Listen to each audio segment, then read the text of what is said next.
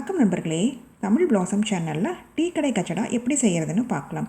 ஒரு கப்பு கோதுமை மாவு, 250 ml, 1/4 teaspoon baking soda, 1/4 teaspoon ஏலக்காய் தூள், சிறிதளவு உப்பு, நாட்டு சக்கரை 1/2 கப்பு 125 ml நல்லா கலந்து விட்டுக்கலாம். கட்டிலாம் நல்லா கலந்து விட்டுக்கோங்க. 2 டீஸ்பூன் நெய் ஊற்றிக்கலாம். சேர்த்து நல்லா கலந்துக்கலாம். நாட்டு சக்கரை இலகும், அதனால் தேவையான அளவு தண்ணி கொஞ்சம் கொஞ்சமாக சேர்த்து பிசைஞ்சிக்கலாம். தண்ணிக்கு பதில் நீங்கள் பால் கூட சேர்த்து நல்லா பிசைஞ்சிக்கலாம். கொஞ்சம் கொஞ்சமாக சேர்த்து நல்லா சப்பாத்தி மாவு பதத்துக்கு நல்லா பிசைஞ்சு எடுத்துக்கலாம்.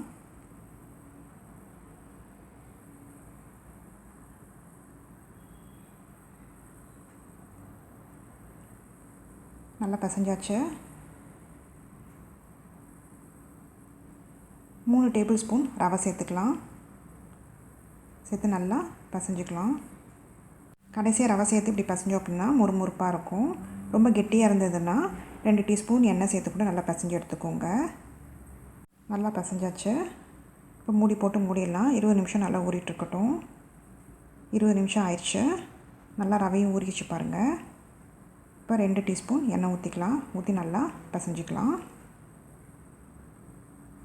இது சின்ன சின்ன உருண்டைகளாக ஒட்டிக்கோங்க. ரொம்ப பெருசாக போட்டிங்கன்னா உள்ளெல்லாம் வேகாது. கையில் எண்ணெய் தடவிக்கோங்க, அப்போ தான் ஒட்டாமல் கிடைக்கும். இப்போ இந்த மாதிரி சின்ன சின்ன உருண்டைகளாக நம்ம ஊட்டி எடுத்துக்கலாம். இந்த சைஸுக்கு எல்லாத்தையும் ஊட்டி எடுத்துக்கலாம். நாட்டு சர்க்கரைக்கு பதில் வெள்ளை சர்க்கரை கூட நீங்கள் சேர்த்துக்கலாம். நல்லா உருட்டியாச்சு. 4 பக்கம் இந்த மாதிரி கட் பண்ணிக்கலாம். ரொம்ப உள்ளால் கட் பண்ணாதீங்க, உடஞ்சிரும்.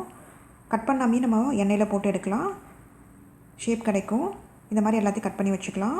எண்ணெய் ரொம்ப சூடாக இருக்கக்கூடாது, ஓரளவுக்கு தான் சூடாக இருக்கணும். இந்த மாதிரி 3 போட்டுக்கலாம், ரொம்ப போடாதீங்க. இது நல்லா உப்பி கிடைக்கும். நம்ம பேக்கிங் சோடா போட்டனால ஒரு பக்கம் நல்லா வெந்துருச்சு. பின்னாடி பக்கம் திருப்பி போட்டுக்கலாம்.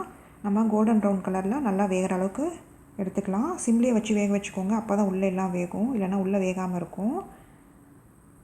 பாருங்கள், 2 பக்கமும் நல்லா வெந்துருச்சு. இப்போ நம்ம எடுத்துடலாம். சுவையான டீ கடை கச்சடா ரெடி ஆயிடுச்சு. இது நல்லா ஆறின பிறகு நீங்கள் பிரித்து பார்த்தீங்கன்னா உள்ளே சாஃப்டாகவும் வெளியில் நல்லா முறுமுறுப்பாகவும் இருக்கும். இப்போ நம்ம உடச்சி பார்க்கலாம். உள்ளே பாருங்கள் எவ்வளோ சாஃப்டாக இருக்குன்ட்டு, வெளியில் நல்லா முறுமுறுப்பாக இருக்குது. சுவையான டீ கடை கச்சடா ரெடி ஆயிடுச்சு. இந்த ரெசிபியை செஞ்சு பார்த்துட்டு உங்களோட கமெண்ட்ஸ் என்னன்னு சொல்லுங்கள். பிடிச்சிருந்தா லைக் பண்ணுங்கள், ஷேர் பண்ணுங்கள், சப்ஸ்கிரைப் பண்ணுங்கள்.